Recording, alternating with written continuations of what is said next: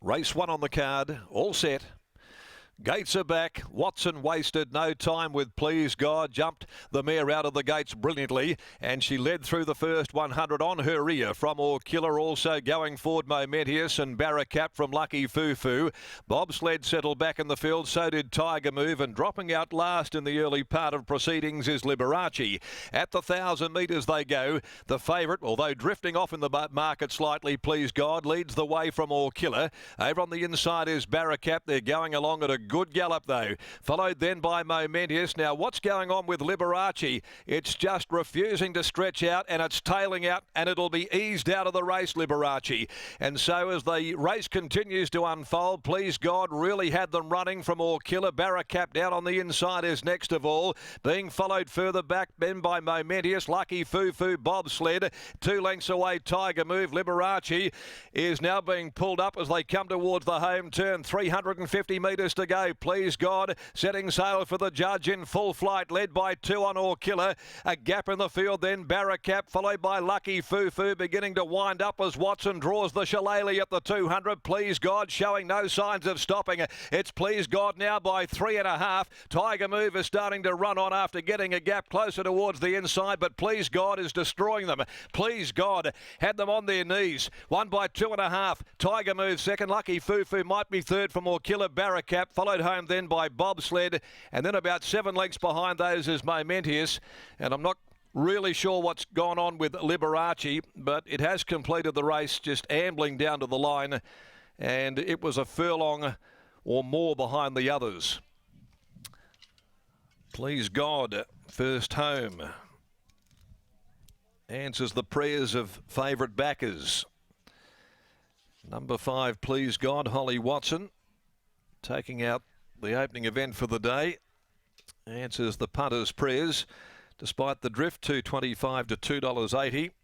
Holly has kicked this mare out of the gates and had them running right from the outset. Tiger Move finishing on, and Or Killer, Lucky Fufu splitting it together for third place. But the issue was never in doubt by Playing God, this 4-year-old mare from Idyllic Quest for RJ, Mrs. S. McPherson, prepared by Darren Taylor. And Holly Watson there in the saddle defeats 2 Tiger Move. Chris Parnham by All American out of Fictional, a Danehill mare trained by Cam McCallum. 7 Lucky Fufu got the judges Pat for third by Lucky Street out of Fufu the Snoo. Jason Whiting for the Lulu Ciani stable. 5, 2, 7, 6 Or Killer finishes in fourth place. And margins are 2 3/4, a length and a half in 1:24.89, 36.90 the last 600 metres. Not sure what on earth happened to Liberace there, but Jordan Turner was riding it along, and the further they went, the further he dropped out, and it just was a non-competitor. Interesting to see what the steward's report might tell us there in regards to Liberace. Now, race number 2, the Amelia Park Maiden, comes next at 1:14 with 10 Delta Ran the scratching. She's puzzling with Joe Azzopardi out of action for the day. Brad Parnham now on board. B. Parnham onto 9. She's puzzling. Nothing to worry about with favourite backers in the first for the day. Might have got a bit easy in the market, but it certainly destroyed its rivals. Please God, opening up her account today after 7 minor placings from her previous 14 runs, Britt. One, didn't she, with that placing record, and just needed to go one better today, and that's exactly what she did, with Holly Watson taking her straight to the top and saying adios in the home straight.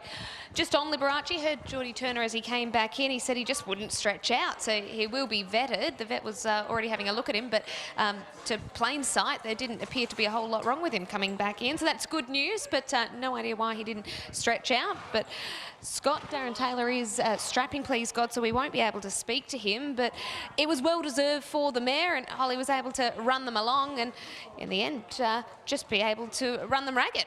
Exactly right, and we'll get a word from Holly Watson after she weighs in. She can weigh in, and then we'll get her to come back out. And there's Darren Taylor, he's all available. He's handed off Josh Payman has been able to take over the strapping duties kindly, so we can have a word with Darren. She deserved this win, didn't she, Please God, after a run of placings? Yeah, she sure did, and you know, thank you to the owners too. They were very patient, and they just always let me do what I wanted to do with her, and you know, she's finally rewarded them. What was the key today to make today her day? The way she ran that, I think stepping up to 14.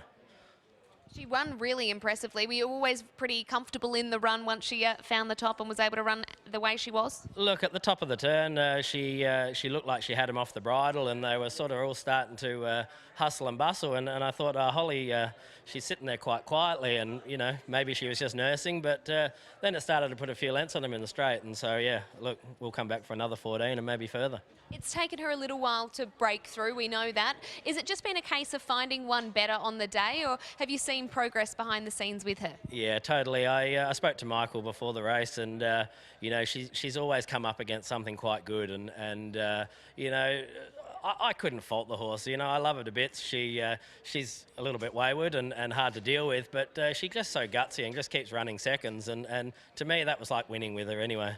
Well, that's it. They pay their way when they're able to pick up a check like that. Well done on breaking through today. Great. Thanks very much, Britt. There is Darren Taylor. Over to Holly Watson. Knocking on the door is what this mare's been. Holly, she's been close on a number of occasions. Were you confident she'd run out a strong 1400 today? Yeah, she was good. I always knew that she had that good kick at the corner, so she'd always be able to run out the distance. Watching the rest of them, it looked like you were getting along at a pretty genuine clip as well.